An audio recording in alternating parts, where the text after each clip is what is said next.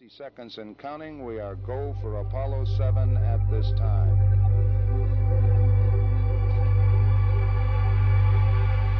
T-minus 50 seconds. The vehicle now pressurized, and the vehicle is go, as is the spacecraft at this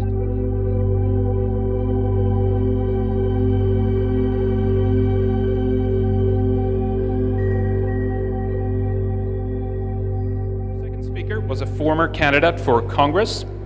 He has worked as an investigative reporter for 30 years. Early in his career, LA Weekly submitted his name for a Pulitzer Prize.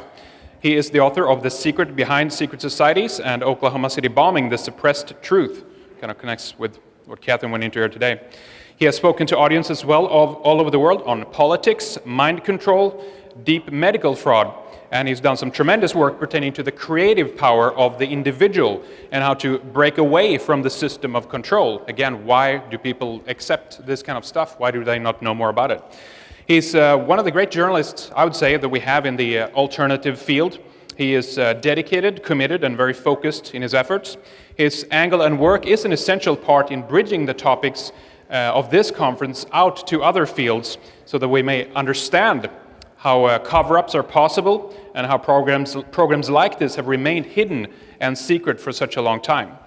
He writes prolifically at his website, nomorefakenews.com, and he's going to talk to us about mind control, the secret space program, and the secret theater of reality. So with that, please help me welcome Jon Rappoport. How about that? Is that okay? Can we just sort of trim down the echo? So let's put all the lights on. I see there we go. Oh, people. Okay, because I have no slides. I have no information. I have no background. I come from a faraway place.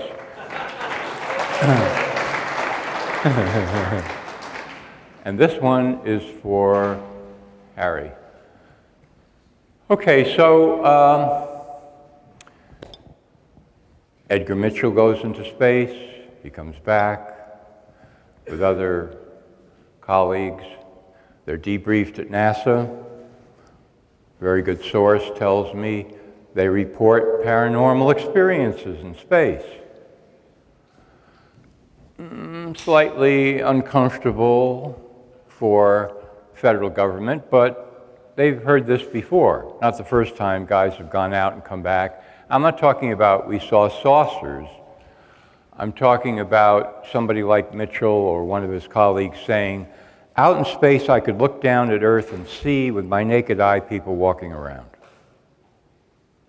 I was told this in 1973 by a physicist of repute, and then NASA said to Mitchell, you know, we can't really go public with this, right? I mean, you can understand that, right?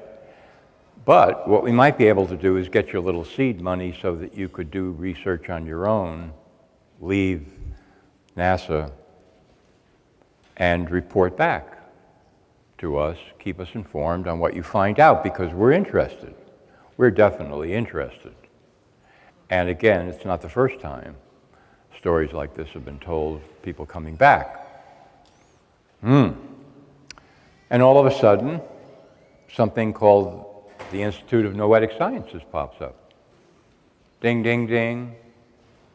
Research into the paranormal. The best paranormal reviewer of research in the world, Dean Radin, is now the chief of scientists there at Noetic Sciences. He wrote a book called The Conscious Universe, in which he proved, not just speculated, from a comprehensive overall review, extensive review of all of the literature of laboratory paranormal experiments on all manner of tests, the balls dropping into slots, telepathic sending of photographs. These are all laboratory experiments, ruling out the badly formed experiments from the good experiments, a major undertaking. And his book, The Conscious Universe, comes to the correct conclusion that overwhelmingly the data show that there is a significant existence of the paranormal. That's what the research indicates. Greater than probability, greater than chance, greater than, all of that. 1993, 94, around the time I was running for Congress in Los Angeles, casually meet a woman from the Soviet Union who is one of their officially certified psychics. And we're having a nice conversation. I mean, they do have these people over there, or they did. And I said, so what do you do there? She said, I talk to the cosmonauts when they come back. Really? Oh, yes, absolutely. Then she finds out that I'm a reporter and she doesn't want to talk to me at all. I said, can you, give me something, anything. What are they saying, the cosmonauts, right? No, can't talk. Secret. I said, just give me one example of what cosmonauts have said when they come back from space. What happens to them in space? And she says, talking to dead relatives. Really? Yes. I said, so suppose I go out into space, do I have to talk to my dead relative? Especially my Aunt Gert. Because she's going to be looking for salami from the Carnegie Deli in New York, no matter where she is, in the cosmos, and she's going to try to get me to find it, right?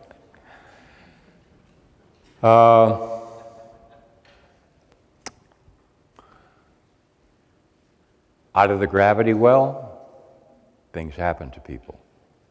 Leave the gravity field, things tend to happen to people. Not everybody, not all the time. This is a working hypothesis, but it's got some merit, significant merit.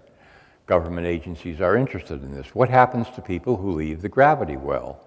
Talked seriously to a guy who worked with one of these low gravity training chambers.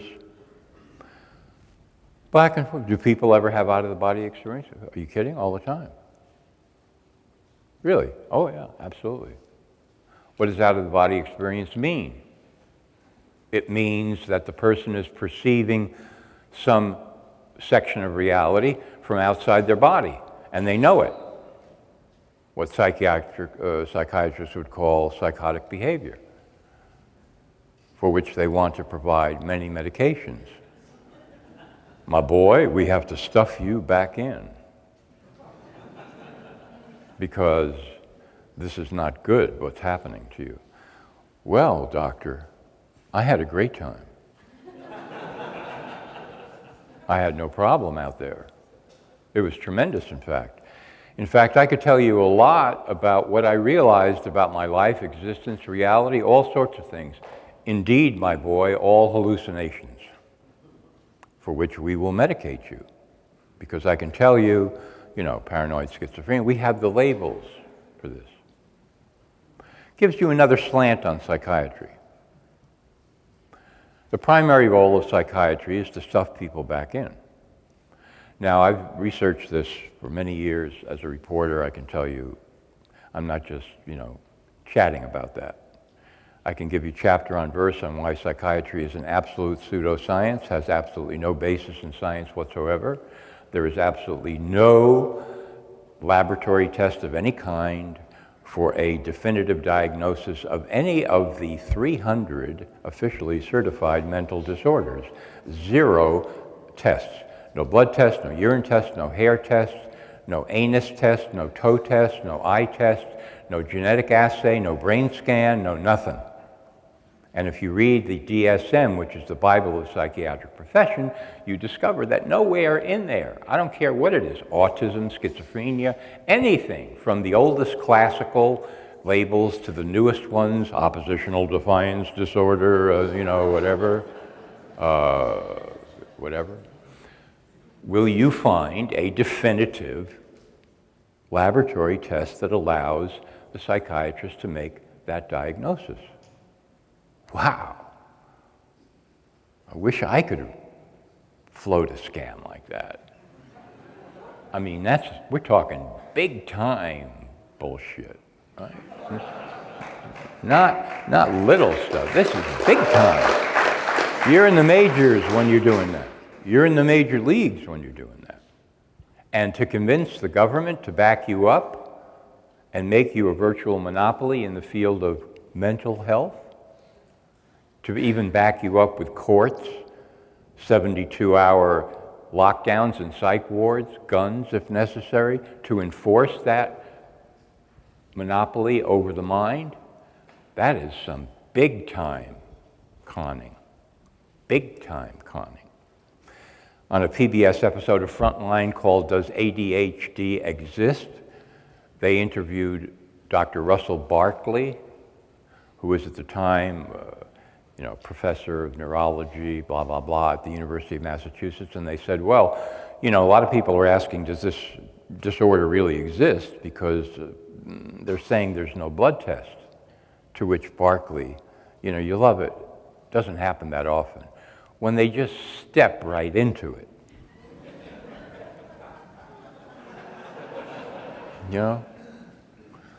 With full arrogance. You people don't understand the science, our kind of science.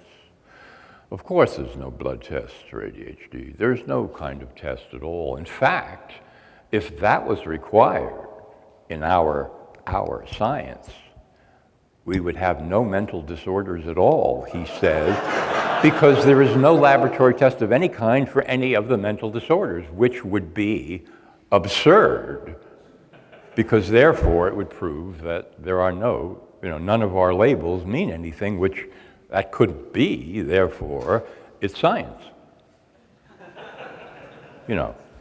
Dr. Barkley, give the man a plaque, right? Give him an award, bring him on stage, sit him in a throne.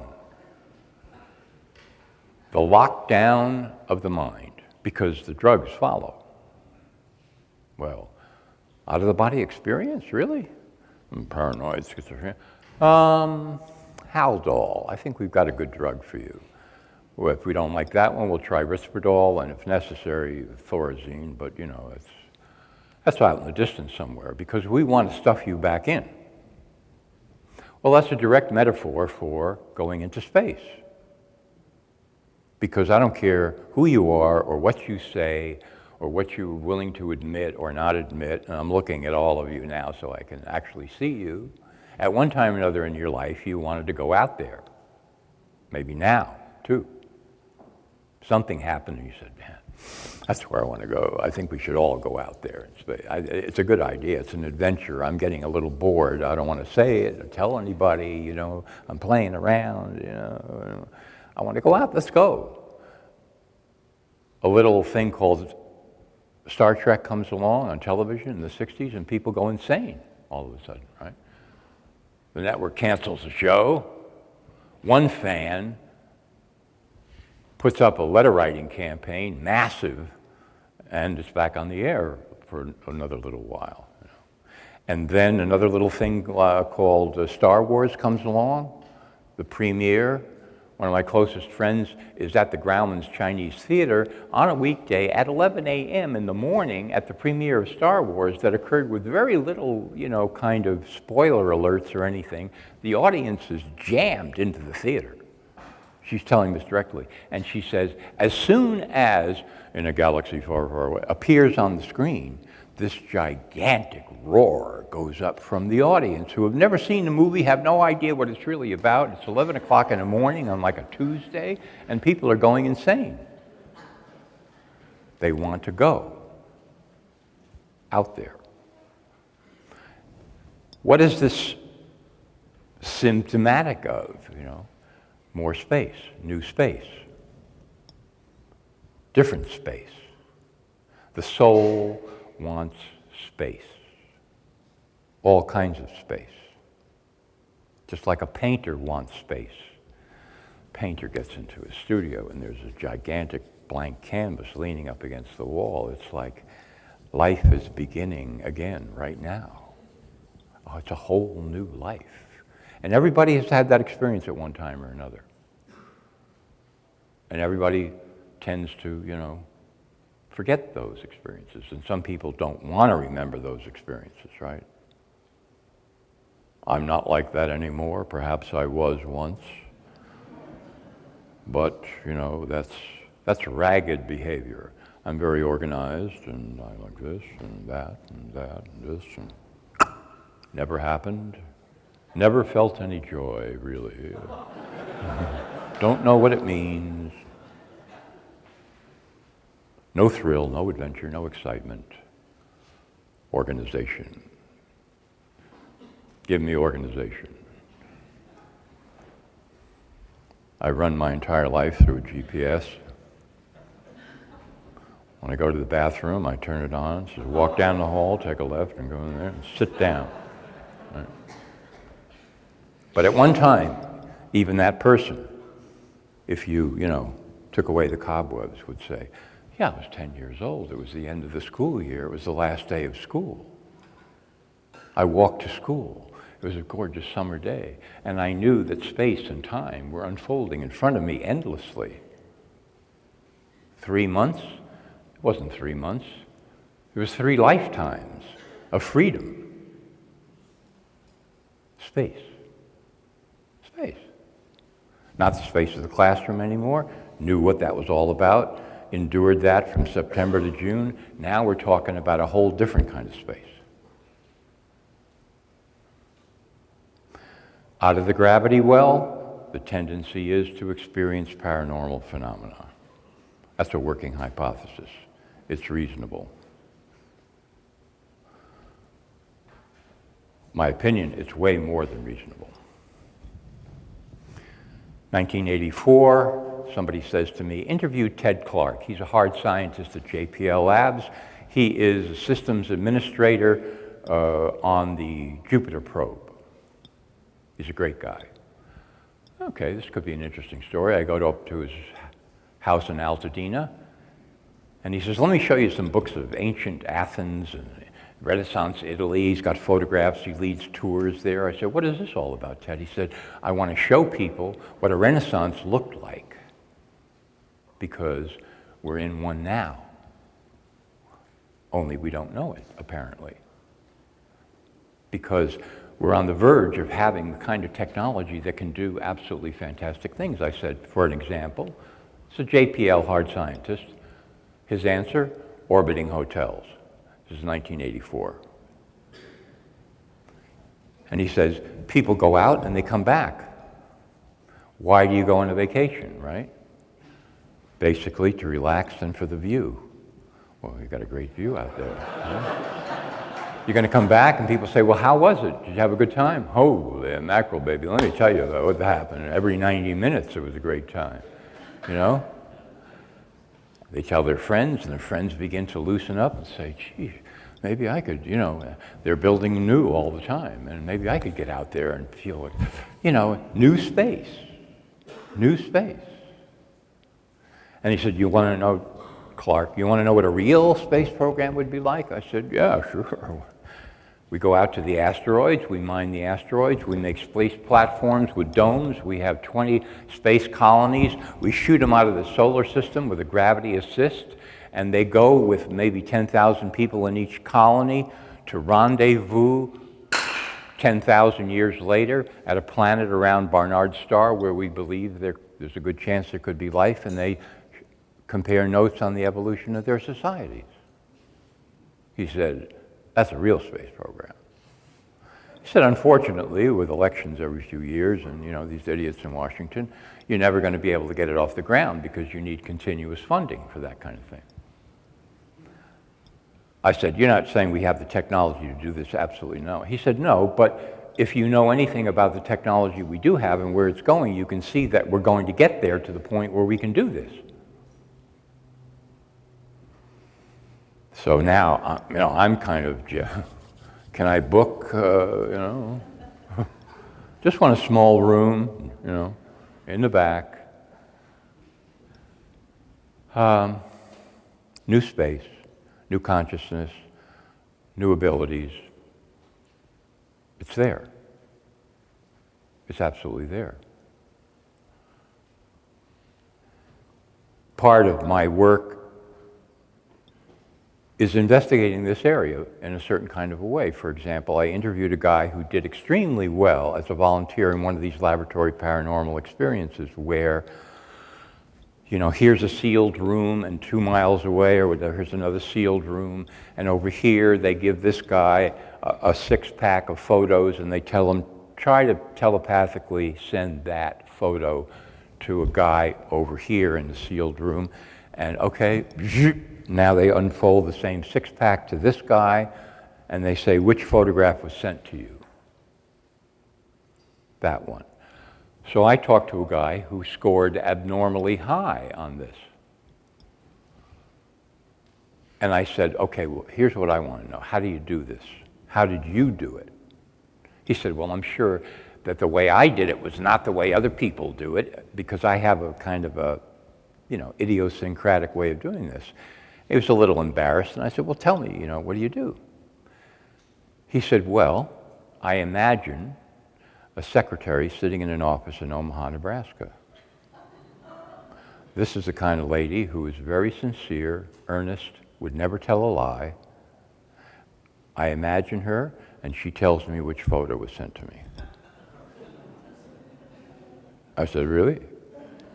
He said, yeah, that's it, baby. That's how I do it. Imagination, creative power. These are essentially paranormal, whether anybody wants to admit it or not.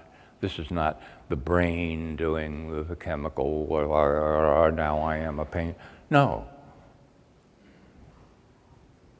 And one of the reasons, not the only one, but one of the reasons that I'm bringing this up is because after all the information you've seen so far and what you will see for the rest of today, naturally the question arises, what can I do about all of this? What can I do? Or what can we do now that we've seen all this information? Here's the hard part. Some of you will not like this. My apologies in advance. Talk to my agent. I've got lawyers. They have lawyers. We're ready.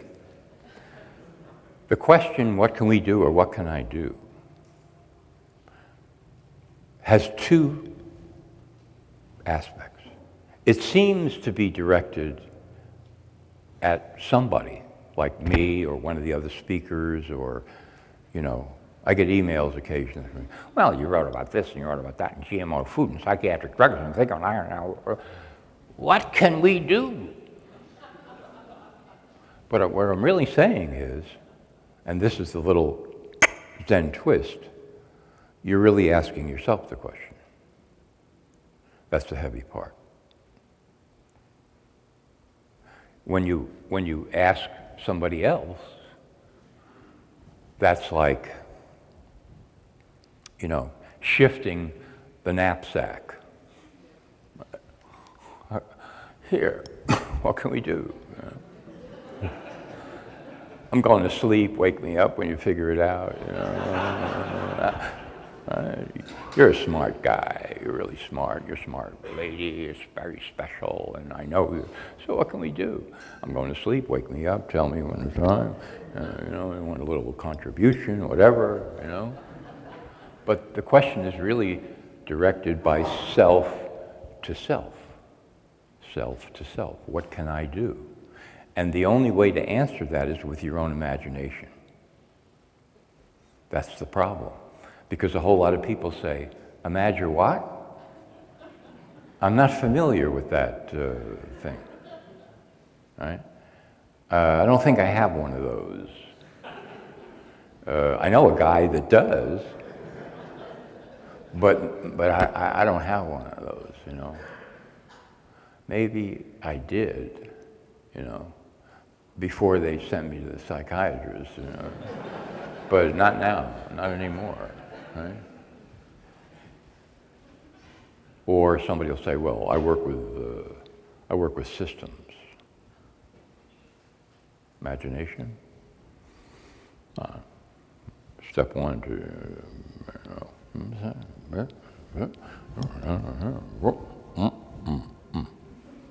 That's what I do. Imagination. But that's what's necessary to answer the question, what can I do? And everybody in this room, for himself, herself, could come up with a unique answer. But it's like a mining operation. How deep do you want to dig? Well, I thought about it for 30 seconds this morning, and what I came up with was if we manufacture a new color of nail polish, that might be step one to changing the world, or a high-heeled shoe with a little bit of a better angle, a couple of sparkles here and there. If I put some glitter on my eyebrows, maybe an alien will come down, will see the reflection and say, these people are good, let's give them what they need, That was my reflection this morning on my own imagination, right? So it depends on how deep you want to dig, you see. But this is a very interesting process. What can we do? What can I do? Well, whatever that is, aside from community group, okay, all of that, whatever, cause, ideals, yeah. But aside from that, there's the real power is with the individual to answer that question. What can I do? And some people are going, yeah, I see what you're saying. Let me get back to you on that. Because for a lot of people, they haven't engaged in that activity for a very long time, if ever. It's a whole new, dig deep and imagine what I could do, me, uniquely me, about the fact that the world is going to hell in a handbasket, and there's a secret space program, and there's people out there, who want to use this for mind control and, all kinds of other things, and trillions of dollars are being funneled into it secretly. Yeah, what can you do about it? Well, nothing. Yeah, I understand that answer, And if we were in like a cosmic therapy group, we could all just scream, nothing, nothing, nothing for an hour, What can we do? Nothing. What can we do? Come on, nothing, And then what can we do? Nothing, until we, got it out of our systems, And okay, I'm buying it, you can do nothing. I believe you, And I've met people like that, come up to me afterwards, and they're basically saying, nothing. And then they look at me like, did I really get it, Like they're sort of, saying, I have no responsibility for any of this, and don't you dare try to pin this on me because we can do nothing about nothing. Right? Yeah. But if you begin to dig, you see, using your imagination, people come up with some very interesting things. And I don't know, a couple hundred people here right now, who knows what might happen? And then you get the people who say, well, I don't know what I would do myself, and I can't really imagine what that would be, but one thing I do know is that I wouldn't be able to imagine anything that would be of any value. If I could. That much I know.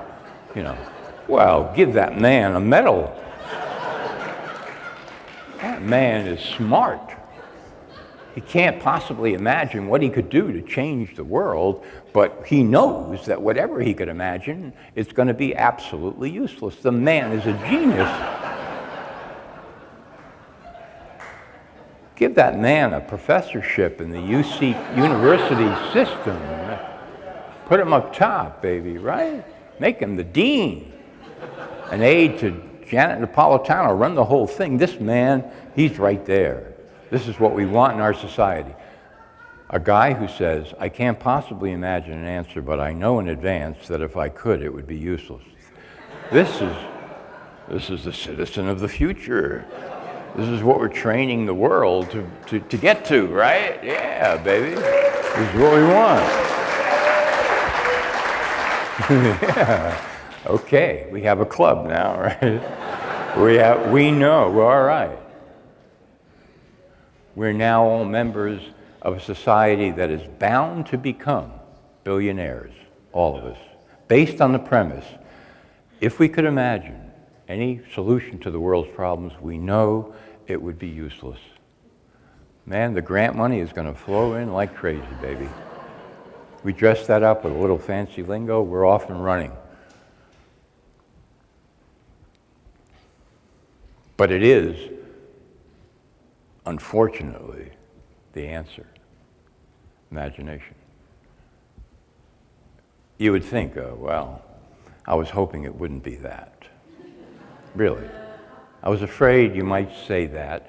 I was hoping it would be something more like the right pair of stockings, possibly, or if I change my hair a little bit, things that are within my grasp.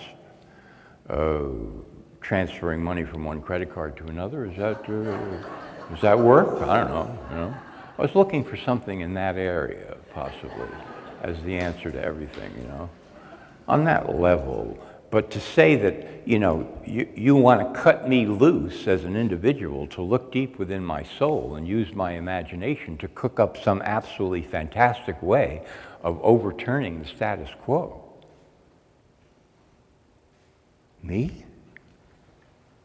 Little old me? No. Yes, little old you, who's not so little. To look at it another way, the bad guys are already using their imagination. They've been doing that for a long time. And what they have created is this strange thing called reality. Who knew, right? That's what they do. In my book, The Secret Behind Secret Societies, I go into this at, excruciating and painful length. The bad guys have been painting the mural of reality for a long time, but they're not interested in looking at it themselves, unlike an actual painter. They just want to turn it the other way and show it to everybody else and say, this is reality, okay? This is it. And the last thing they want other people to then do is to say, well, who painted that? No. They want to make it so convincing that people are just going to say, yeah, okay, that's reality. Yeah. It looks like a reality. I don't know what to compare it to.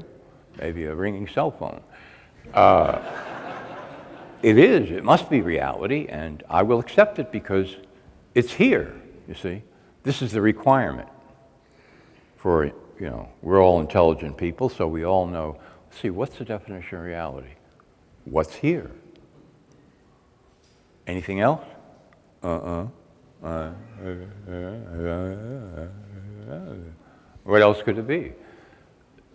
Now, if you're a particularly perverse artist and you produce that painting, you're going, man, we got a winner here, baby. See this? See this guy? He comes up to us in the museum. Yeah, that's reality. In fact, this is very important, he doesn't just look at the painting, he walks into the friggin' painting. And he takes a left and a right, and he finds a little cottage, and he says, can I move in? Everybody says, sure. And he's there, and he stays there.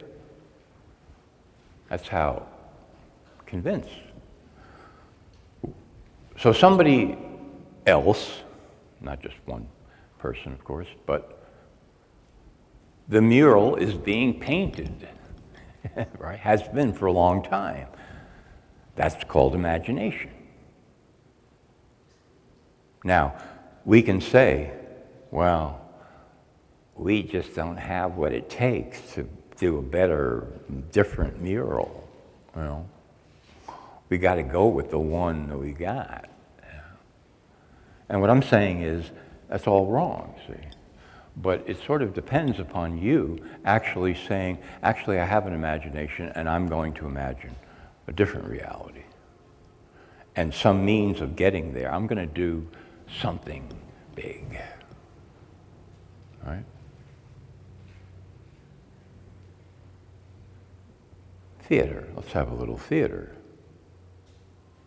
Let's upset the apple cart, for example, with some theater.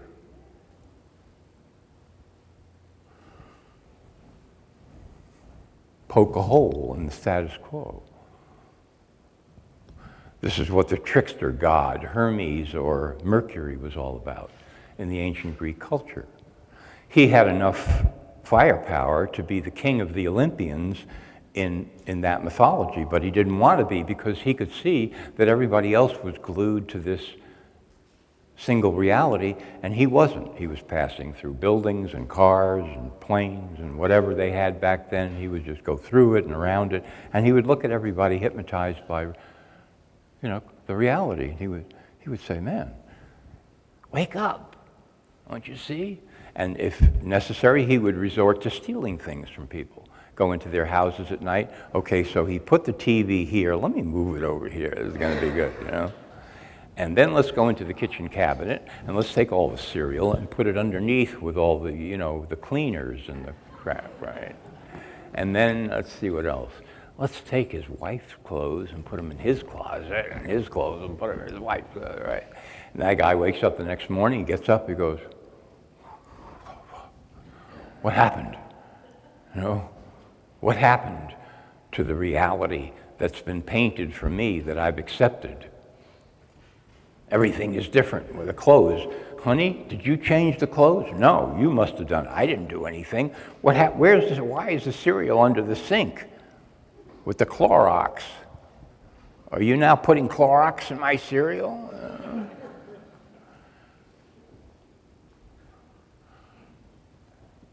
Imagination, creative power. This is what consciousness is about. And part of the so-called, paranormal, that word, it really means imagination and creative power. So that imagination produces reality. I know for some people it's like, oh man, I can't deal with that, I can't deal with that. I want to see the Andromedan design for the flying saucer that landed in Detroit last year. That's all I want to know. That's all I want to know. I just want to see, the blueprint and the thing and Sorry. That's not going to cut it. It's just not going to cut it.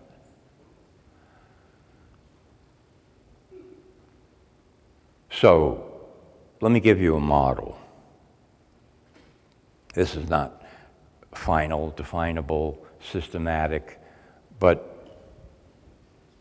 it's interesting. And there are overlaps.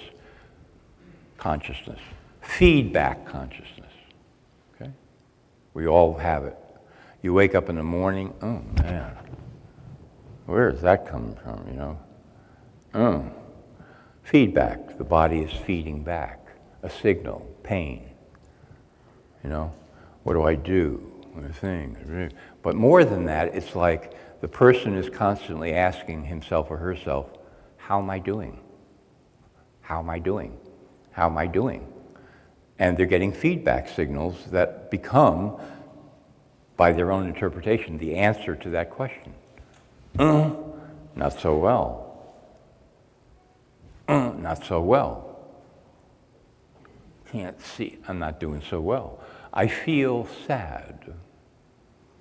Sadness is coming to me now. It approaches on a steed of white. So therefore, I must not be doing too well because people are not supposed to be sad. Therefore, I'm on the outs. Tisk, tisk. Feedback is coming through, you see. And then you've got people that actually, you draw a conclusion from this. Everybody does it to some degree, but I'm talking about, overwhelming obsession. So how are you doing? Not good. Why not? You want to sit down? Right? Me, and then me, and me, and then of course it was me, and my, and me, and me, and me, for 3 hours, right? And then all the feedback signals the person's been getting in their interpretation. That's feedback consciousness. Now, it has a good role. It's useful at times because it tells you certain things need to be attended to, you know. If you're walking with your foot like this all the time, you say, oh man, how did my foot get folded under there? It might be useful to pay some attention to that feedback and, you know, try to work on that, right? But as an overall philosophy, it's very inhibiting. And of course, the tendency of psychology and psychiatry practiced by the overwhelming number of morons that are turned out in those professions tends to reinforce that. So how are you doing? Which translated sort of means like, how's the feedback, baby? What feedback are you getting? You know, and after a year or two, patients become experts in relaying. I had a dream last night. Well, yeah, it was very uncomfortable. It was in a small room. It was very hot, and lights shining down on me, and there was kind of a big giant worm crawling across the floor, and he went upside my shirt and he started talking to me. He said, I'm your dead Uncle Bob. The psychologist says, yes, let's look into that. Let's check that out for a while, all right? Feedback becomes a professional, you know, engagement. It's a party. It goes on, you know, and therapeutically speaking. So there are certain elements of society that emphasize that. Okay, so let's go up one from that. Problem-solution consciousness. This is, now we're in engineering territory. And I know there's a bunch of engineers here, right? We got a problem, Bill. Yeah, Bill says, that's what I live for, baby. I can't get up in the morning unless there's going to be a problem, right? I need coffee and I need a problem. You got it. Here's the problem. The plane crashes. That's a big problem. Yeah. You know, you might remember it was like a $2.5 billion contract and the plane crashes. That's a big, yeah, it's a big one, yeah. We got to fix the problem. We got to fix the problem. All right, let's go, you know, yeah. Ready, we're ready. Problem needs a solution. Not criticizing this. Adrenaline, the juices flow, the whole deal. Now I can apply my knowledge. Yeah, but there are people who, you know, view that pretty much as everything there is. See? So wherever they look, there's a problem, right? And if it happens to be, say, I don't know, some little item like their kid, all right? Every time they look at their kid, they see a problem. Right? Kid, my boy, my son, the love of my life, you're a problem. And I'm only saying this because I love you, baby. And I'm gonna, you and I and your mother, we're gonna solve the problem, right? And every day, the kid looks at his father and says, I don't like this vibe coming at me. You know, I don't know what it is. But the father is saying, yeah, he's a problem. Look at him. Just look at him over there. I don't know what he's doing, but it's a problem. You know? Look at him. He's walking from one room to the other. He's in the garage now. That's got to be a problem, right? Walks in at night, sleeping, good boy, stands there. It's a problem. You're going to have to do something about this, right? Everything is a problem. That becomes the, you know, the message, the overwhelming message. It works, when it works in the right places, just like feedback works when it works in the right places. Now you get to the next level, which is creative consciousness. It's where people check out. I'm checking out of the hotel now, or he's talking about creative consciousness. I've got to go catch a plane. Because creative consciousness, you see, doesn't really respond to problems exactly. It goes beyond problems because creative consciousness, creative power, imagination create reality. So you're now concerned with creating some new reality. Doesn't have to be conceived of as a solution to a problem specifically. That could be where you start to contemplate it. Yeah, there's a serious problem. The world is being run by the wrong people. That's kind of a problem, I think, or as Harry was saying to me yesterday, the breakaway civilization is all human civilization since the beginning of time, right? So what we're trying to do is break away from the breakaway, right? That's the whole deal. That's what we're dealing with here.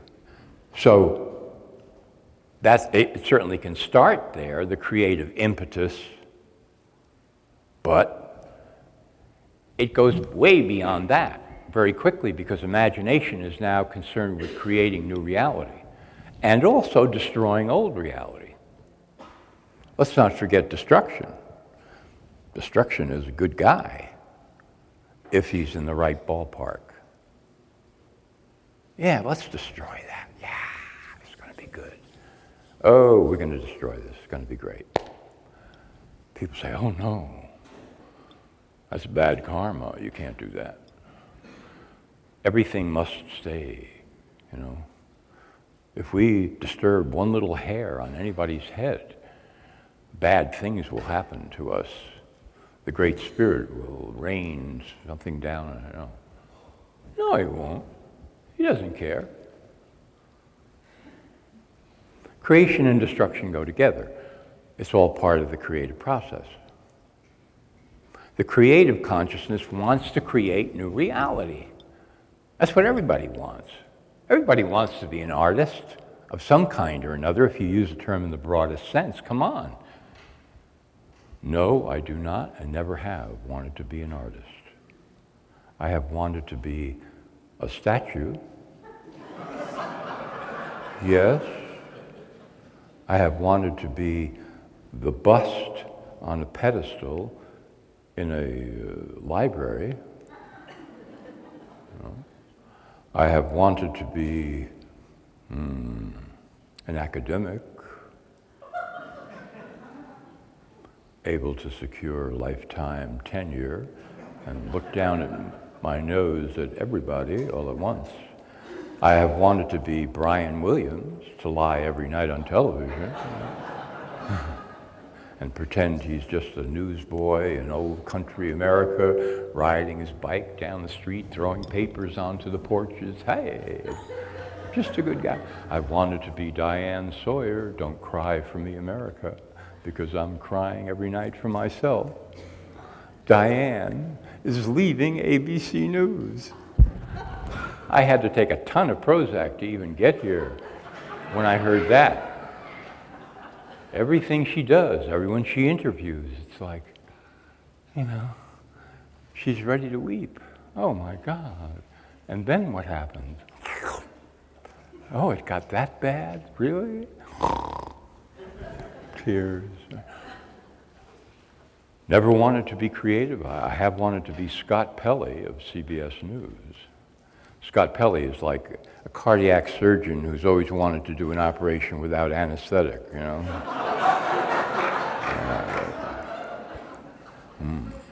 And so when they were going to give him the job at CBS as the head anchor, right, they realized, no, man, this guy is too scary, He's just too scary. So they got pom-pom girl, Katie Couric, in there instead. Hi, here's the news, right? But eventually, like, Bob Dole and other people in political parties, it was Scott Pelley's turn to be the head. They couldn't deny him anymore, so they said, and this is my theory here,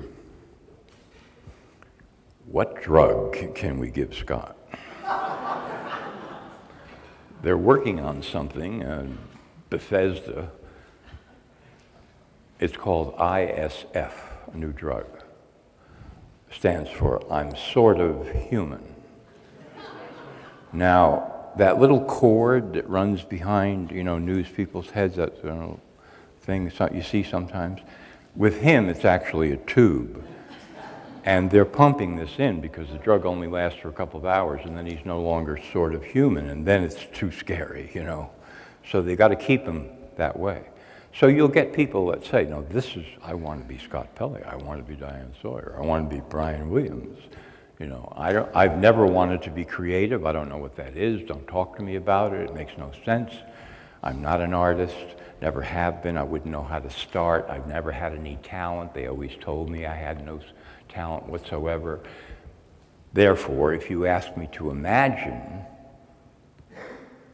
what I would do to change reality or make a new reality that would take the secret space program and put it into a little bottle with a cork on it, of course I would have no way to do that because I've always wanted to be a statue.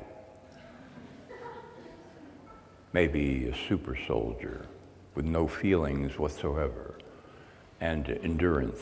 I can stay up for a week, kill people without any feeling whatsoever. That's a good one, yes. Scott Pelley, whatever. But I've never wanted to be an artist. Never. Those scruffy people should be put into pens. Never wanted to be creative. Not a good thing. Your family ends up hating you. There's no doubt about that. What a disappointment you've been to us with this art thing of yours. You're a problem. You're a problem, right? So all of society, you see, is organized against this. And it's not simply from above being organized. Yes, there is that. We are organizing it. We are collaborating and cooperating with each other behind the scenes to make sure that we don't start looking at each other and saying, she's an artist. Oh yeah, right. Yeah. And they look at me, oh, yeah, we're all artists, right? This must never happen. So we have, you and I and all of it, we have this consensus reality going, you see. The last thing we are is artists. You got that? It's kind of like you come into this world and you get a book and there's only one page in it. No one is an artist. Got it? Got it. Don't talk about it. No, we don't create reality. That's impossible. We have no real imagination. We should never ask ourselves the question, what can I do now? And seriously start to imagine something grand and actually follow through on it. I mean, follow through on it, right? Oh, I'm not that kind of person. I don't know what he's talking about. Oh, he's crazy. He's absolutely crazy, right? Oh, yeah, he's crazy. Okay, we're saying he's crazy. We're not creative. That means we're the normals. Don't you want to be normal? Absolutely. Don't you? Absolutely. We don't know what he's talking about. We're not creative. He's crazy. He's probably paranoid, schizophrenic. Drug him. We are all sane. We're all normal. And we're looking for a mechanical solution to the problem. Ain't gonna happen. Sorry. Never, ever going to carry the day. The bad guys, we want a mechanical solution that will destroy the bad. Never going to happen. Because the bad guys are the epitome of the mechanical. That's what you've been seeing, all of this stuff, this dreck. They want to put a ring of satellites around the planet and start beaming down frequencies at people to see how do we influence behavior. How does that work in Nigeria with our models? 72 hours, we beam this frequency down. Okay, let's analyze. And let's try over here in Bulgaria, whatever they call that now, yeah. And we'll give them that frequency. And then here is like Portland, Oregon, Let's go with this frequency and see what we observe, how we can alter behavior and whatever, in the next 72 hours, and a perfect platform for mind control. I mean, it's reasonable to assume that people who have been doing, mind control since the dawn of time, as the priest class basically, and in the 1940s, 50s, 60s, and on, MK Ultra at the CIA, that kind of trauma-based mind control, would be going for something more high-tech now. In fact, I interviewed John Marks, who is the author of Search for the Manchurian Candidate, who started the whole MK Ultra expose, and he told me basically that he was applying Freedom of Information Act to the CIA over and over again. They were not giving him anything, and then finally, as a joke, they sent him 10 boxes of financial records, CIA records. And he said, so I looked at the records and I was able to figure out a lot of what was going on.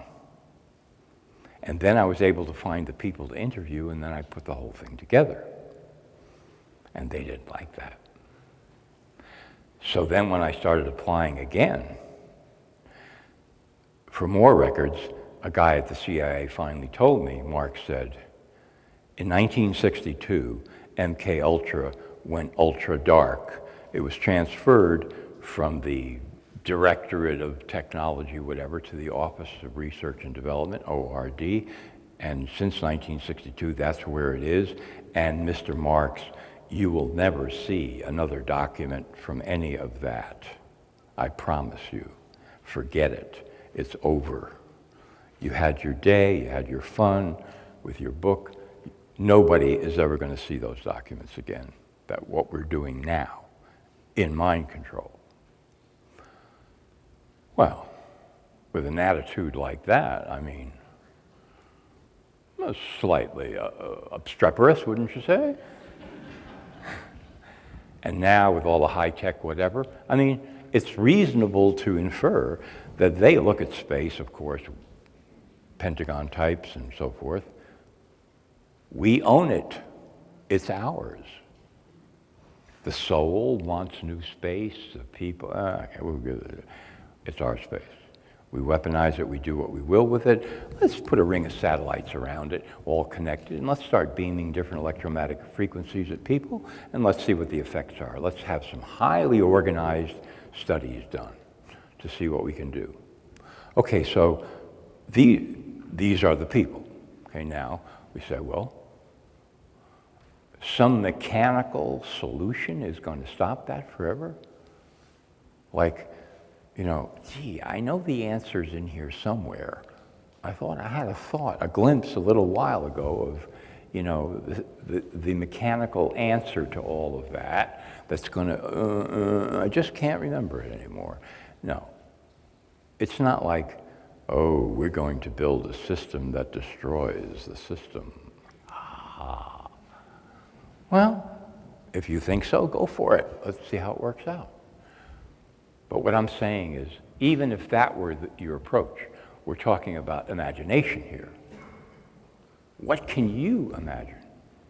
And the problem here is that most people say, I'm nobody when it comes to that. That is the problem. Furthermore, it has always been the problem, all throughout time, has always been the problem. That individuals have said, I can't do it. That's not me. No, imagination. No, not me. Maybe him. Talk to him. Talk to her. I don't know, but not me. I'm just trying to get by.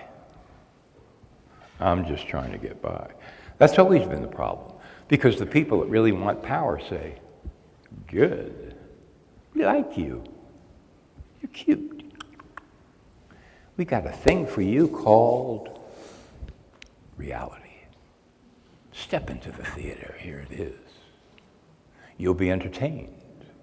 You'll go up, you'll go down, you'll feel happy, you'll feel sad, you'll feel afraid, you'll feel paranoid, you'll feel glorious, you'll feel deflated, you'll feel satisfied, you'll feel happy, you'll feel disgusted, you'll feel pained.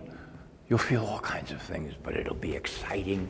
You won't be bored even when you're bored. Because here's the thing. It's the reality theater. We made it for you.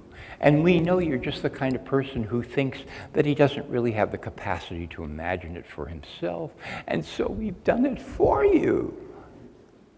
Aren't we wonderful? Don't you love us? So, here's your ticket. Step right in. The show's on. People say, well, at least it's something, right? It's not just sitting here. It's not just twiddling my thumbs. It's something, isn't it? Okay, let's go for it. Let's see what happens.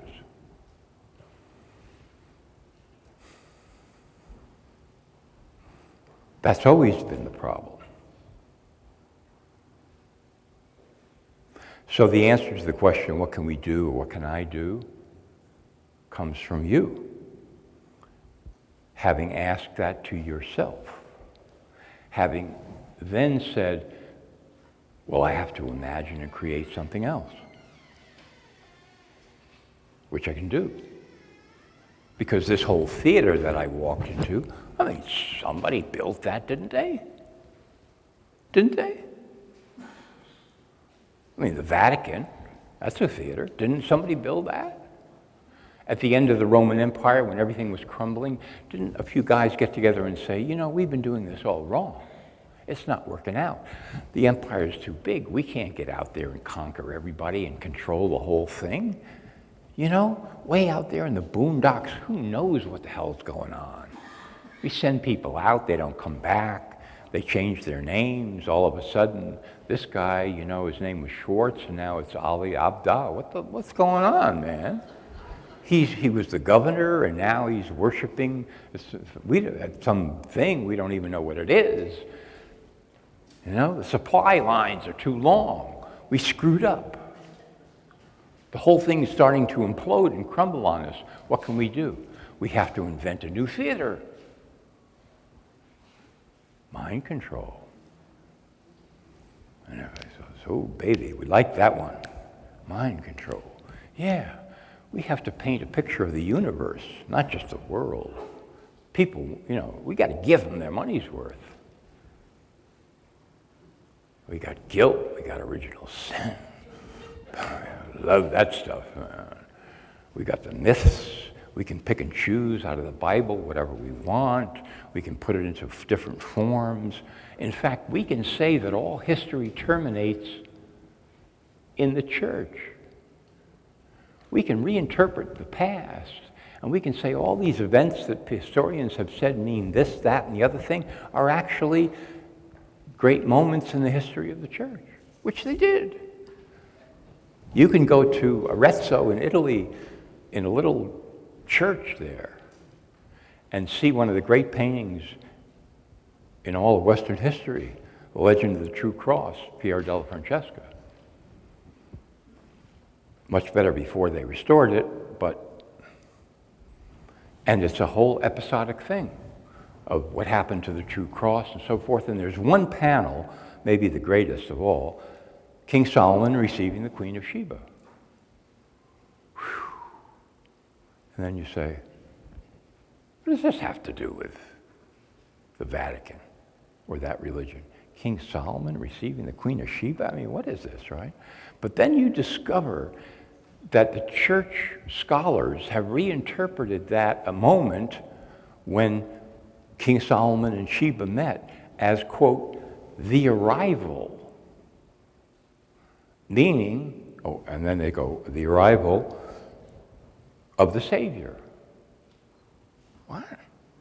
And they're rewriting history. Yes, King Solomon, Sheba, that's a symbolic event that actually, and metaphorically, we stretch it out. It all gets back to the arrival of the Savior.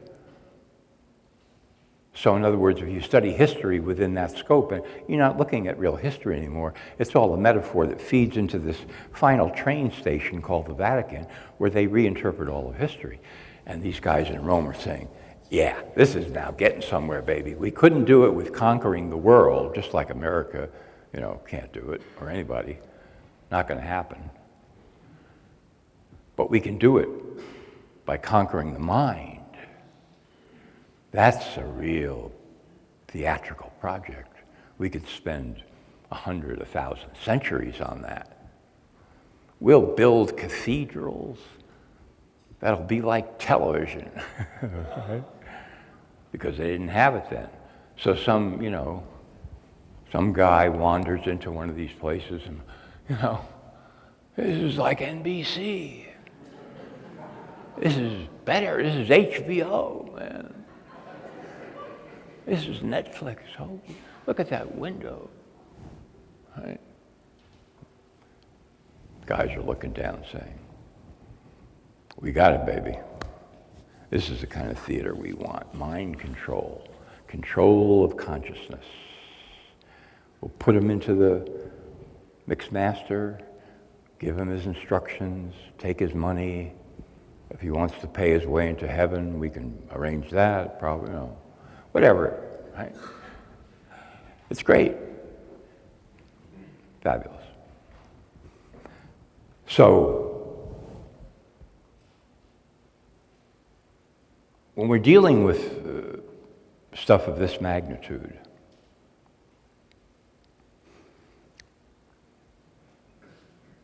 you can't conceive of something that's going to defeat that and say at the same time that the people who are going to rise up and defeat it have no imagination whatsoever. It doesn't compute. It doesn't work. Yes, I mean, you could get an army, conceivably. Our mission is to bomb the Vatican and destroy it. Yes, sir. I mean, yeah, you could do that, but so they build another one, bigger. They would say, this is actually an opportunity. I always wanted a kind of a glass crystal thing, which we don't have, Yeah, it cost about $1 trillion, but I mean, we can raise that in a couple of years, Go out into the hinterlands. Tell these suckers with their churches out there, we got to send us 50% of everything now from the collection plates. Forget that 35. It's gone up to 50. We're going to build a thing in Rome that's going to be twice as big, and it's all going to be transparent crystal. A new theater. But if people en masse began to say, oh, I see, you guys are artists, right? You're artists, and you've got your own museum and your own theater, and you're making reality because you think that's what I want. You think you can sell me your infomercial about the cosmos. I get it. No thanks. Not interested. Why? Ultimately, because I'm making up my own. Yeah, I'm making up my own. I don't need yours. Yeah, it's pretty impressive. I'd like to take the tour. Hey, I'll give you $1, whatever, Does lunch come with that? You have a ticket I can, But as far as enrolling and becoming, nah. Because come into my studio. You see what I'm painting here? Come into my office. You see what I'm building here? Come into my, whatever, my pasture. You see what I'm creating here? Come into my world. You see what I'm making here? This is far more interesting to me than what you're making for everybody.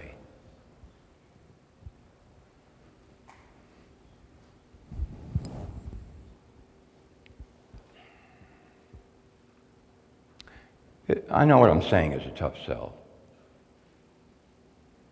But see, I'm not selling you content.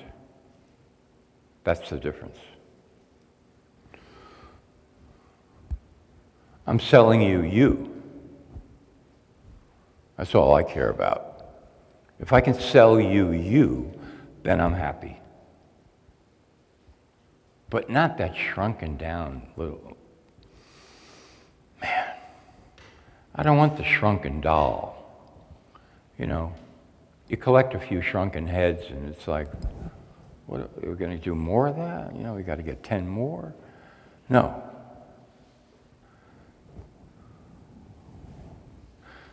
Let me give you this example. We're sitting here, right? This is our space right now. Nobody else's.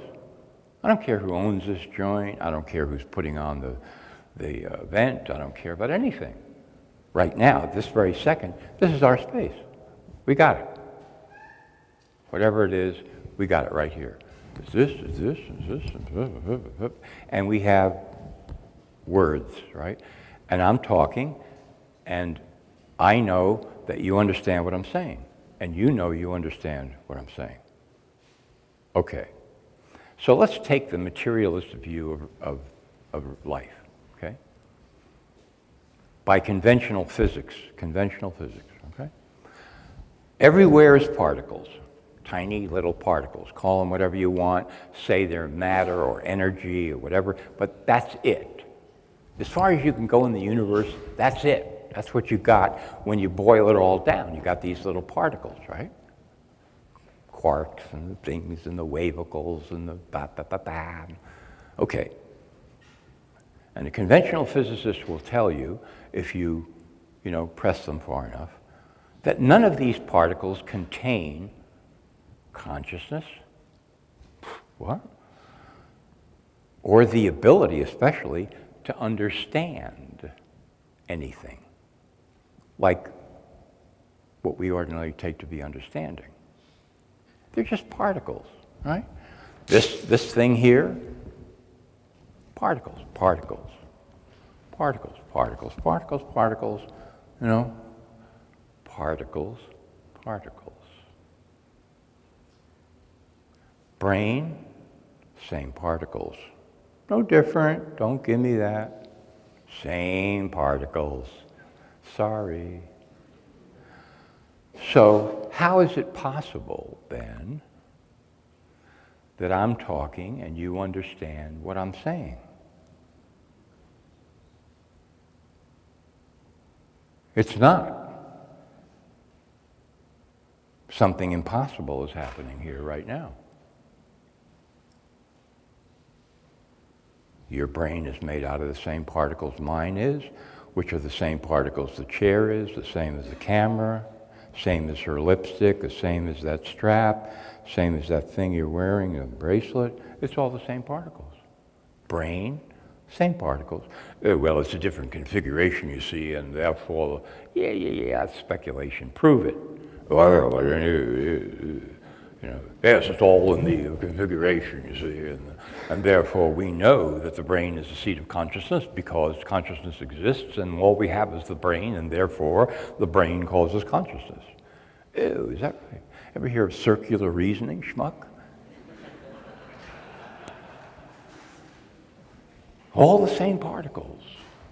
So how is it possible that you're sitting there and I'm standing up here and you understand what I'm saying? Where's that understanding actually come? Well, it's a circuitry of the... No, the circuitry is all made of the same particles. There's nothing else in there. Well, there's photons. Yeah, different particles. Same thing. Does a photon say, I'd like to enroll in a calculus course at Yale? No. It just goes, bzz, bzz, bzz, right? So by conventional physics, materialism, that's the philosophy aspect of it, there's no possible way that I could be talking, you could be sitting there understanding what I'm saying at this moment. It's impossible. It doesn't work. There's nothing to account for it. But yet, it's happening. Impossible. Therefore,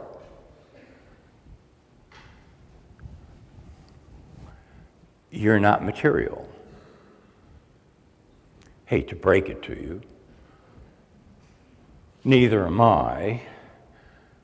We're inhabiting these things, but we're not material. These things are material, but we're not. And we possess this capacity to understand each other.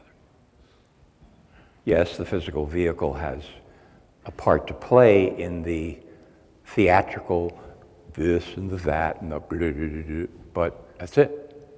The actual understanding is non-material.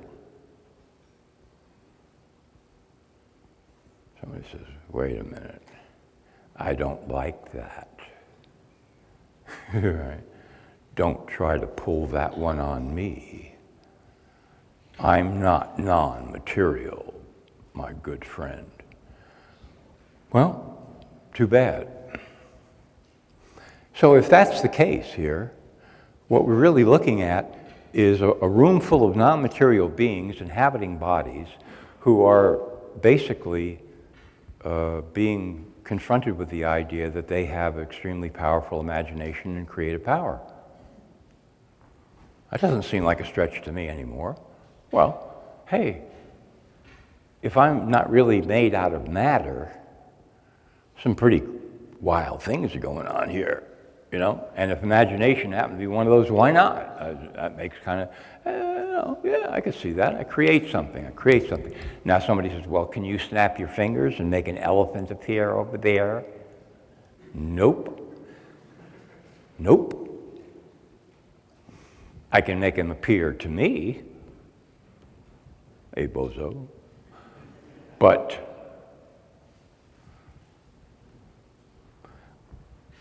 if we go back into ancient Tibet, which is a whole other topic, I think we can see that they were on the trail of making an elephant that everybody could see. That's another story for another time, perhaps. But the point is, it's non-material you asking yourself the question, what can I do? It's not John Q. Patterson of 63 Gobby Gooby Drive in San Jose, California, blah, blah, with a phone number of this and a cell and a pair of glasses with a fence around his yard and thing saying, what can I do? That's not it. Because that dude has absolutely no chance. He has no answers. He has no clue, right? He's the wrong character in the play to be dealing with that issue. John Q is a total bust. He's the dupe. He's the idiot and the pawn and the shrunken head.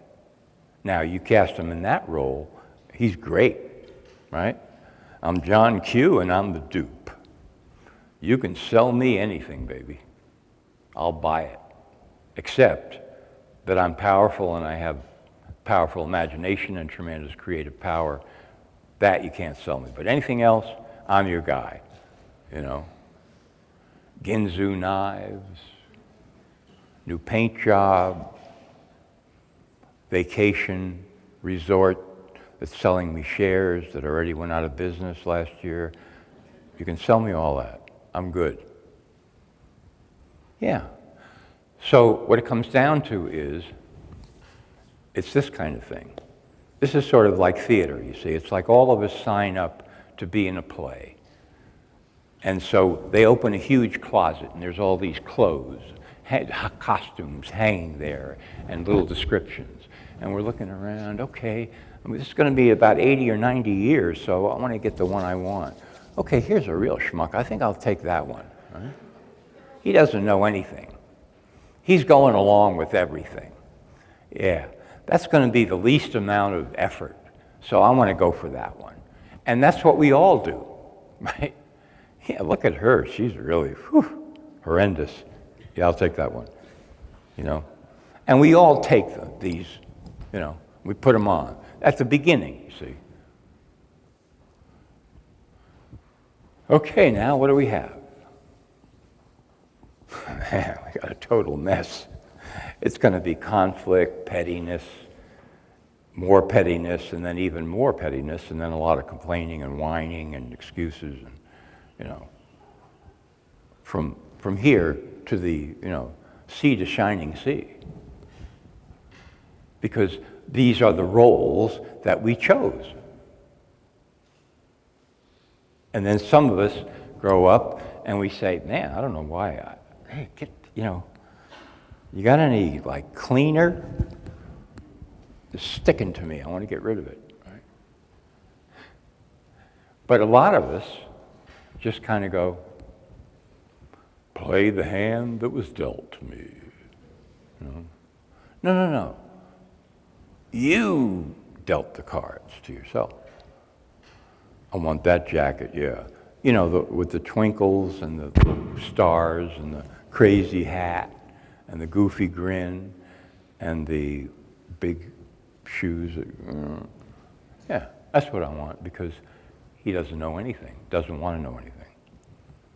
And then we wake up halfway, okay, halfway, and we say, my God, we're inside a play about a conspiracy. We're living in a theater in which everything is basically controlled and is a conspiracy. This is the theater that we're in. I didn't know I was in that play.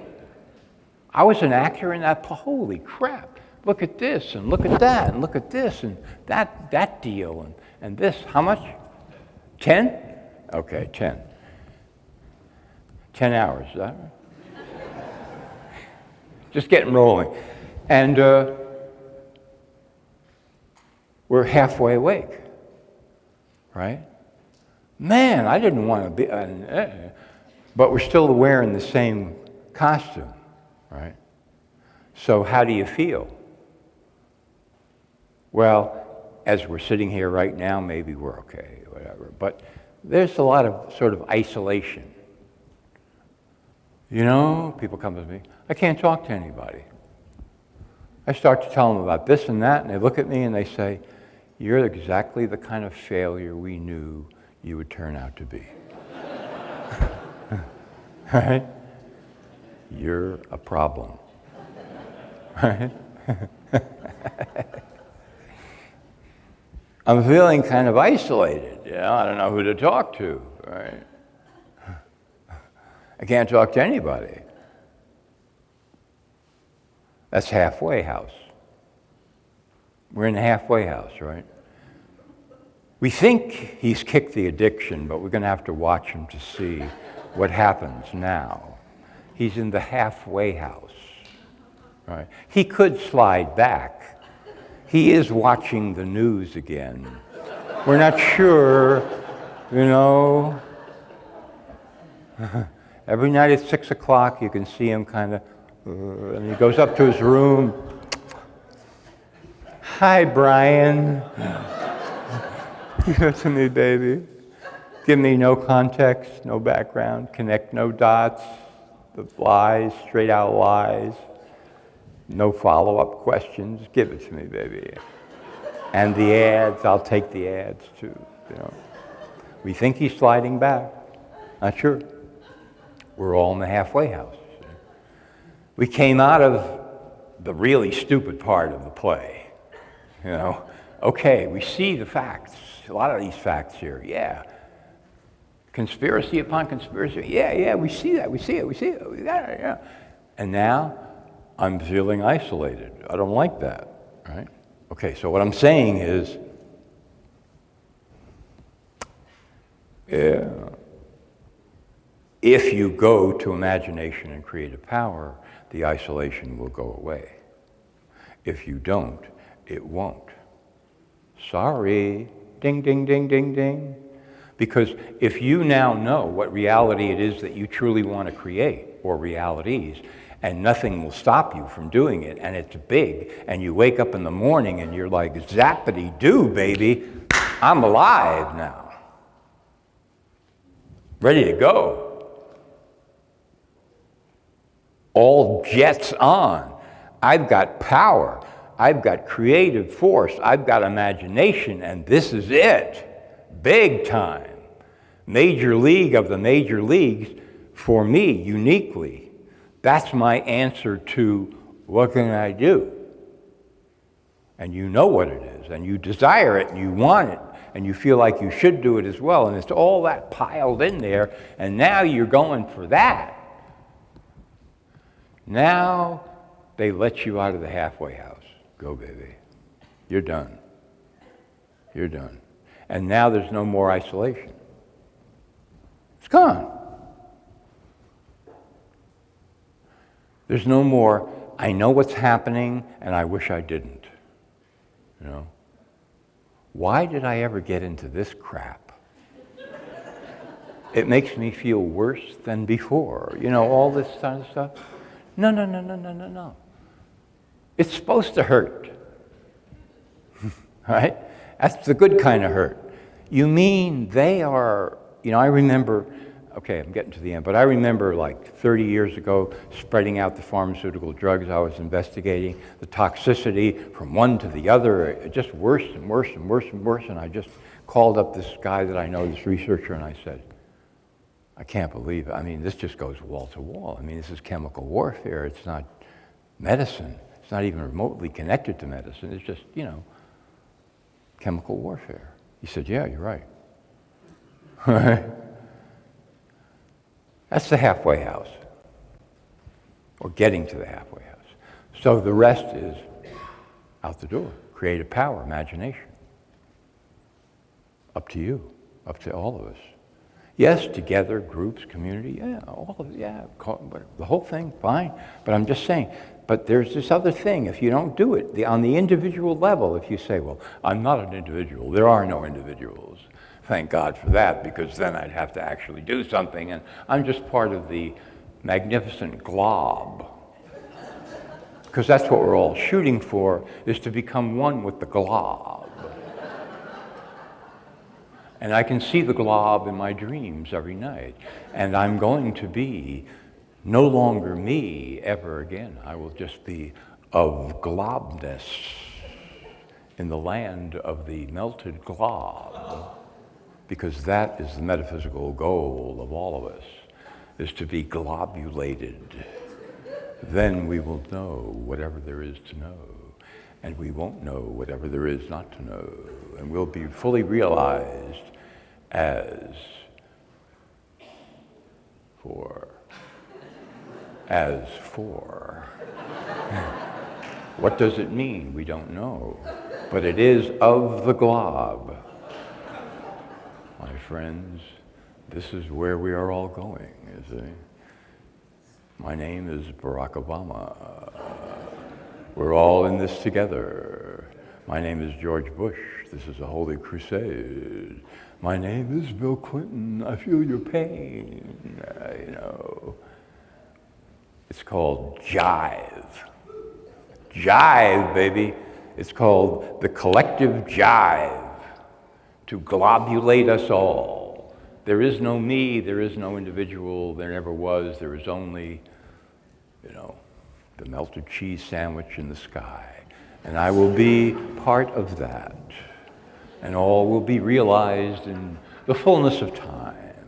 Therefore, I don't have to have any creative power or imagination. I don't have to ask myself, what am I going to do about it? All I have to do is to find the sandwich and sneak in between the pieces of toast.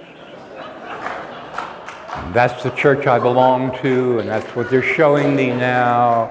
And they'll let me know when I qualify for the final slither.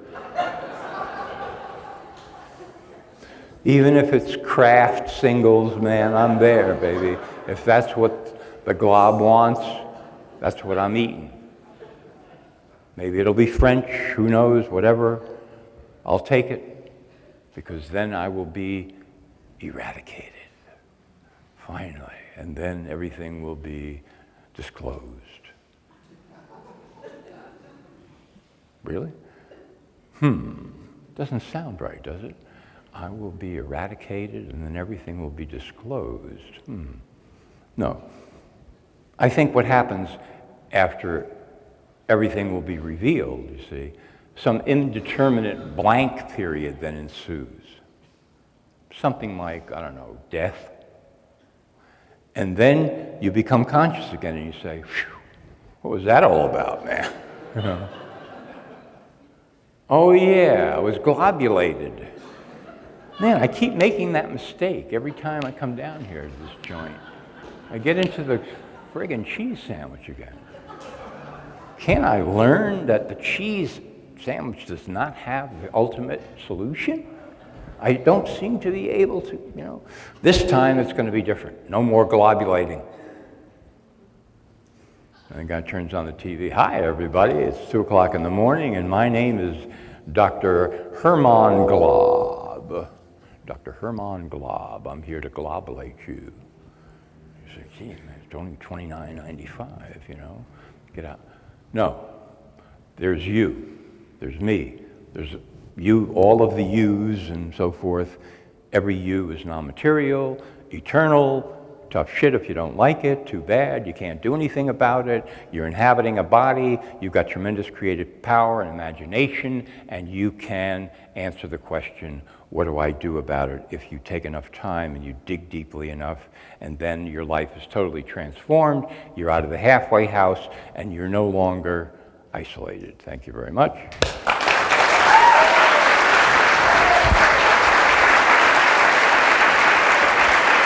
Thank you, David. Thanks, Tom. Thank you, Jon. Thank you very, very much. Great stuff. Great stuff. Exactly. How do we use the beyond being rational? We have to be irrational to break out of the monoculture that Jon is talking about.